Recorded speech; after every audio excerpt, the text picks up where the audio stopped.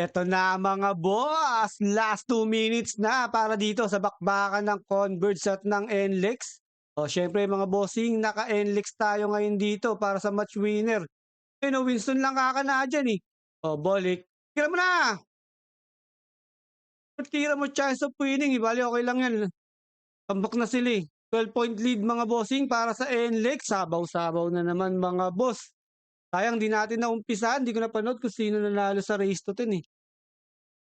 Para race to 10 din tayo dyan mga bossing para dito sa NLEX. Ito na lang naabutan pa natin. Robert Bolick mga bossing, 19 points sa 31 minutes playing time. Ayun po, sayang, di dinagdagan.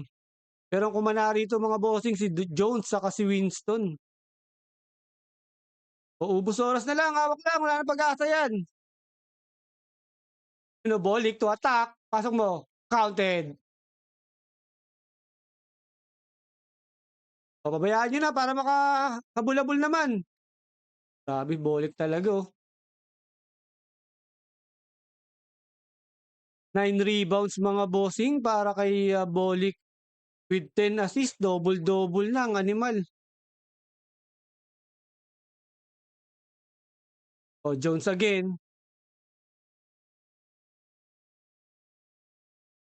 Automatic na to mga bossing. Wala nang kakaba-kaba to.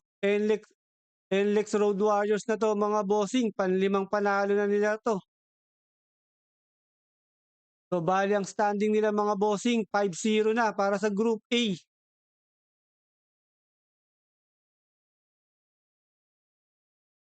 Ubus oras na lang yan. Ayaw na magbantay oh. Sabaw-sabaw na naman mga boss para sa NLEX. Kasong baba ng odds.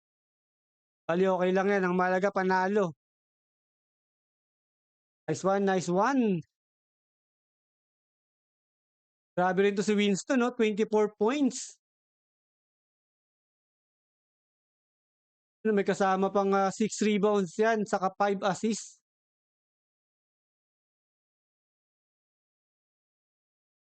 So another win mga bossing para dito sa NLEX Road Warriors. Grabe mga bossing, number 1 yan sa Group A para dito sa PBA Governors Cup. Si Coach Jimmy nandyan eh. Basta nandyan si Coach Jimmy. International yung coach natin eh.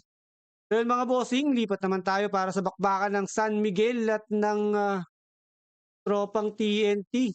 Ayun naka-all in din tayo doon mga bossing para sa San Miguel.